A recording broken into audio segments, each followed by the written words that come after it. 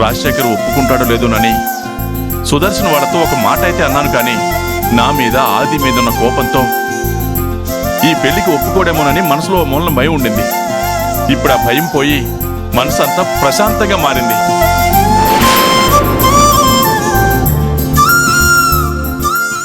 అసలు సంజనకేమైంది? నిజంగానే మారిపోయిందా? తాను పెళ్లికి ఒప్పుకుందే కాక తండ్రిని కూడా ఒప్పించడమేంటి?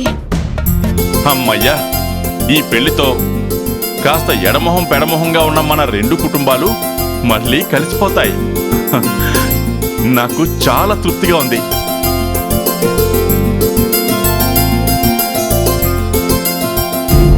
సంజు అంత తేలిగ్గా పెళ్లి ఒప్పుకోవడం నాకు డౌట్గా ఉంది. అంటే ఇప్పుడు తండ్రిని కూడా ఒప్పించిందంటే ఏదో తేడా కొడుతోంది. ఏదో గేమ్ ప్లాన్ చేస్తున్నట్టుంది. ఏమై ఉంటుంది?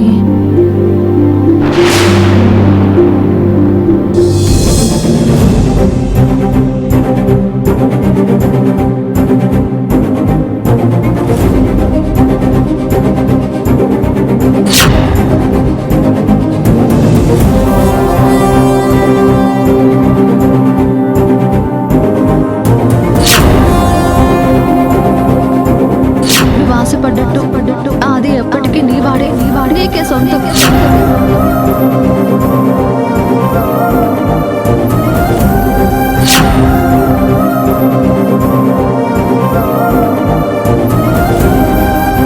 మీ కాపురం కలకాలం చల్లగా ఉండాలని ఆ స్వామివారి ఆజ్ఞ.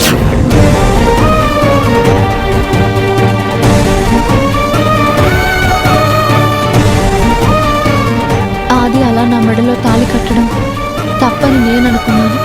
అందుకే ఆది నీకు దక్కేలా చేస్తానని మాటిచ్చాను.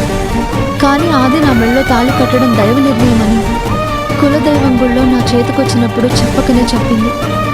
అంటే నేను ధర్మాన్ని పాటించాలి కదా.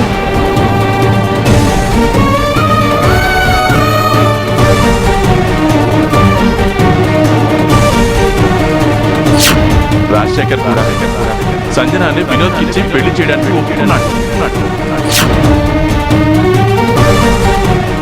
నేను సంజుకిచ్చిన మాట కంటే దేవుడు ఆదితో ముడివేసిన బంధానికే విలువనిచ్చి